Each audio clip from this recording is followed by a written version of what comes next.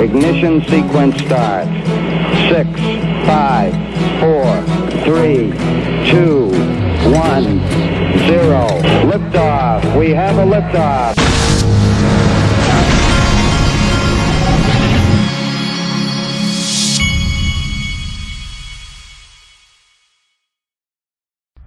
Hey everybody, this is the Digital Asset Investor, and check it out, coinpaprika.com. Look at the last 7 days returns. Here's what, in order from my portfolio, the best returns: CeeLo, next Theta, VeChain, Quant, IOTA, Hedera Hashgraph. XRP's down in the middle at about 13.45%. Not too shabby for 7 days, especially in these times with the pullback and all. But anyway, I'm trying to make it a habit of showing you, just briefly going over pricing at the beginning of each video. What I love about Coin Paprika is I can click on these other buttons like all-time high, and it shows me, like for instance, look at XRP. It achieved its all-time high 1,672 days ago. So did XLM, and look at IOTA right around the same time. There's all kinds of interesting features and ways you can look at the pricing on there. Okay, I wanted to show you this, just the beginning of this. This is an official in Zimbabwe's government. Listen to what he says. The Mosiwatunya gold coin, named after Victoria Falls, Africa's largest waterfall, has gone on sale in Zimbabwe. Central bank officials say the 22-carat coin will help protect people's savings against inflation, which hit more than 191% in June. There is no another better product that can be used as a store of value other than gold. And therefore, it means that we do respect the people of Zimbabwe. We know what they've been going through in terms of the fear factor of losing value. And therefore, we are providing this gold coin. It's a genuine gold coin to ensure that at least you will save and you invest there. The price of the coins will be determined by the international market rate for a gram of gold, plus 5% for the cost of producing the coin. If this works as intended, we expect a significant reduction in inflation, because this product is being introduced at a time where the country's Reserve Bank has hiked the interest rate to a historic high of 200%. Pure gold. At the time of the launch on Monday, I think he just said 200% interest rates. Now think about that for a minute. But what's important to understand is that that government's doing the responsible thing. Our government tries to get us away from gold. In my opinion, our government, or some government, even creates Bitcoin as a ruse to try to send the inflation into Bitcoin that they can control instead of having a lot of it go to gold. That's what I believe. That's what I think's going on here. Now, look what Glint has said. I've caught, this is from this guy. His name is, I don't even know his name, but he's had a YouTube channel. I've caught the Bank of England red-handed fudging the inflation data. Shocking evidence that the UK's central bank is manipulating data to make inflation look lower than it is. That sounds like what the US government does. This is why I do not pay any attention to what any of these people say anymore as far as their numbers and all that. What I do is I buy gold as often as I can. I've been buying it in my Glint account. I bought more this morning actually, or shifted money to buy more this morning.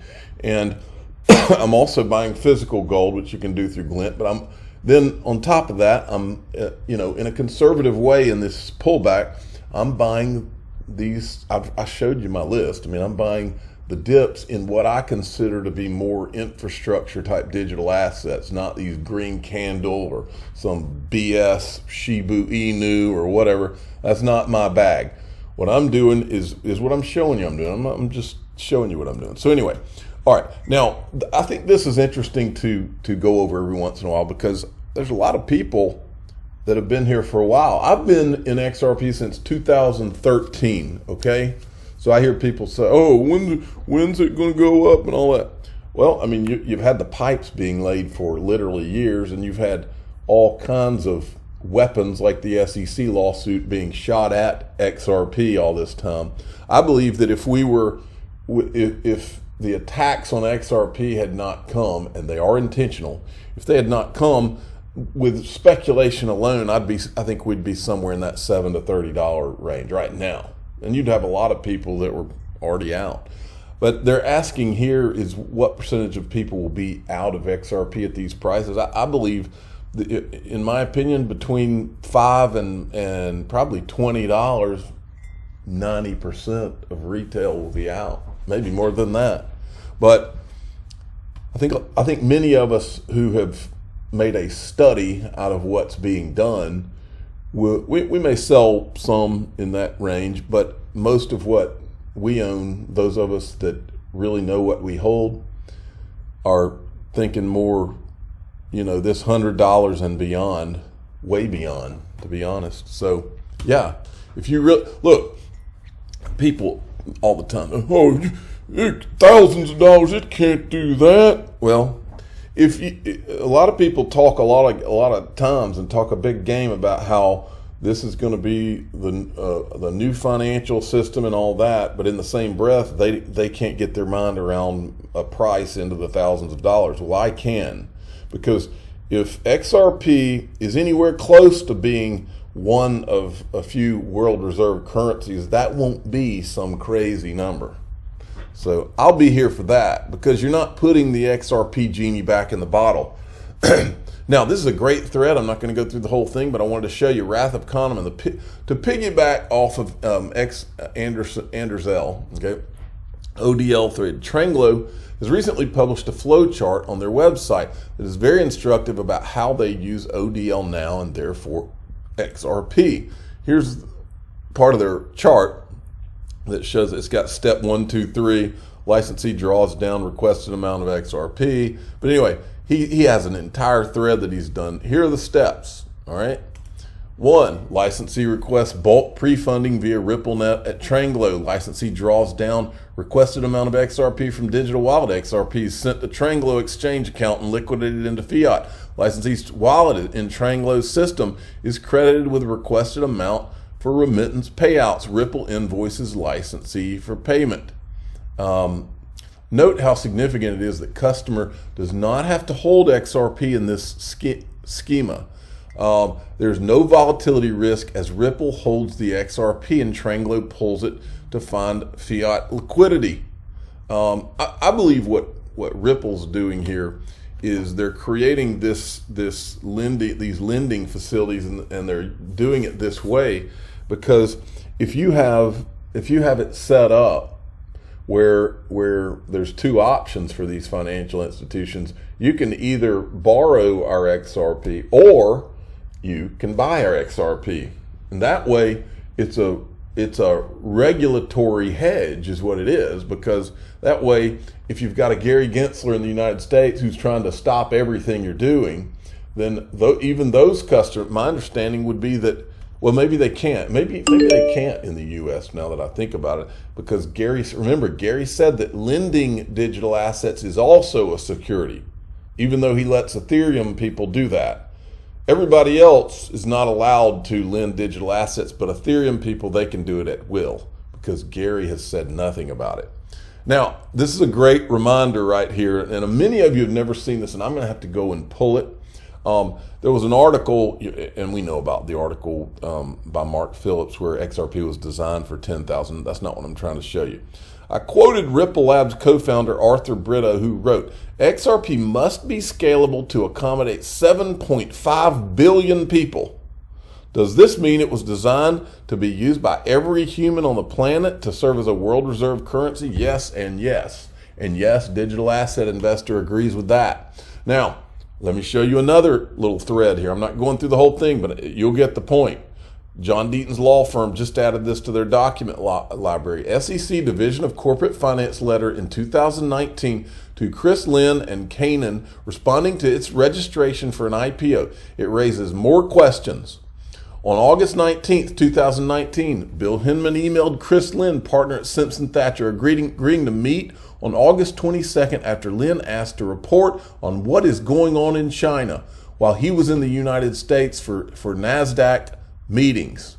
The same day, August 19th, 2019, Hinman's Division of Corporation Finance filed its reply to Lynn's draft IPO registration from Canaan, a Chinese Bitcoin and Ethereum mining equipment maker, filing to go public on the NASDAQ. Hinman agreed to meet the partner of a firm which had a direct financial conflict to apparently discuss its business before the SEC more than a year after SEC ethics warned him such contacts would violate criminal financial conflict rules.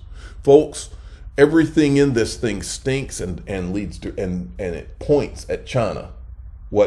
That's Jay Clayton, Bill Hinman, what they did while at the SEC, ETHgate, their conflicts of interest. We have to have, and I wrote this up, Congress has to investigate them. This is the national security issue of your time. Who will be the American hero who calls for this to be investigated? All the evidence is there. Jay Clayton was warned. Remember, Jay Clayton was right here, U.S. intelligence chief concerned. This is from November 25th, 2020, 1 month before he filed suit against Ripple.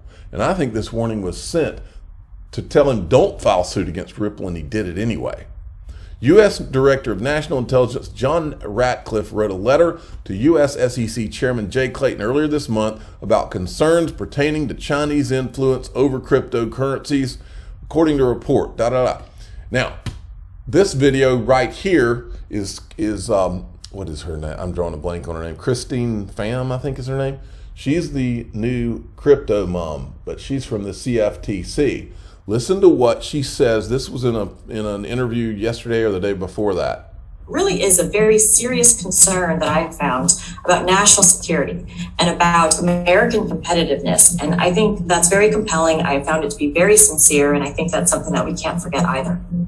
Actually, maybe just to quickly pick up on the national security element, because that's, I've heard like a national imperative. It's important for our own economic standing to remain on the forefront of innovation. But how does that fit into national security for you?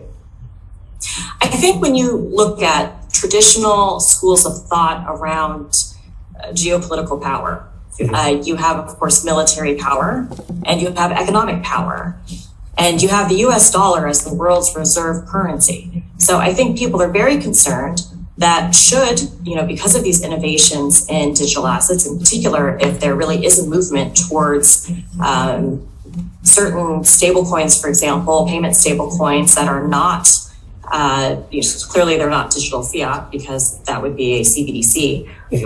And they're also not tokenized commercial bank money. And so if there's ambiguity over that regulation and over what those stable coins might be, people are really worried that that's going to be a movement away from the US dollar as the world's reserve currency. And that is a national security issue for the United States, as well as a deeply monetary policy. Yes, Gary is intentionally stalling the crypto industry here in the US while China and Russia proceed forward. Issue as well. So that's just one example. But of course, if you have other things, if you have innovation, if you have capital investment, if you have talent, all moving offshore, that's something that people see as a concern as well. And you've seen that with other sectors that have moved offshore that can put the US at a competitive disadvantage. It can be detrimental, to our standing in the world. And I think from COVID, you've seen some issues when you've had, we've got a lack of onshoring facilities. And so this is really, I think, things that people are thinking about, and it's things that people are concerned about. And I think there are also concerns about what does it mean, again, from a geopolitical perspective, if should another currency arise as the world's reserve currency, or if there's a non-state currency, so to speak, that becomes a world's reserve. That's another thing that I think people are very concerned about. You remember John Deaton tweeted the other day that there were, I don't remember how he worded it, but he basically said that there are people behind the scenes that are that want all this exposed. I think that there's a contingent in the U.S. government that wants all this ETHgate thing exposed, because I think it does have everything to do with China. And I think that is how sick and twisted and how messed up our government has gotten. And shame on any of these Congress people. It shouldn't be one of them. It should be all of them screaming from the rooftops, running to the microphones to have this investigated.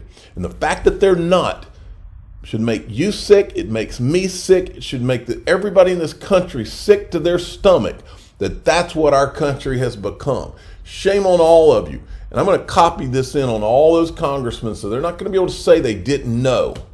I'm the digital asset investor. I'm not an investment advisor. This is for entertainment purposes only. Please subscribe, hit the like button, and tell your friends and family to go to John Deaton's crypto law website and contact your congressman and ask them why they don't have the guts to walk to a microphone in the United States of America to support this country and not China.